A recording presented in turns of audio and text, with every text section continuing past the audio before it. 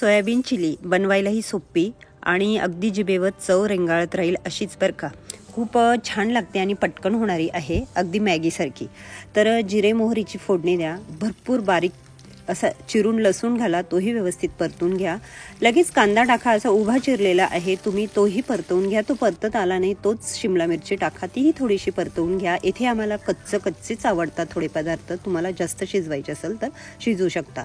लगेच टॅमॅटो टाका आणि मी इथे 1 पाऊच मॅगी मसाल्याचं टाकलेला आहे. तुमच्या प्रमाणानुसार तुम्ही कमी जास्त टाकू शकता. तेही व्यवस्थित परतवून घ्या. नंतरून त्यामध्ये थोडीशी 1-5 मिनिट मी उकळून घेतलेली सोयाबीन आहे, सोयाबीन चंक्स, ते पिळून घ्या. त्यातलं जर पाणी असलं तर चव चांगली लागणार नाही बरं का.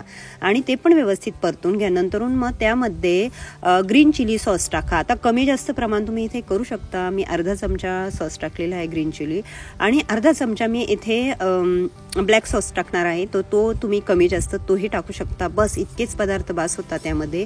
आणि मीठ टाकताना अगदी थोडं टाका, कारण मसाल्यामध्ये मीठ असतं.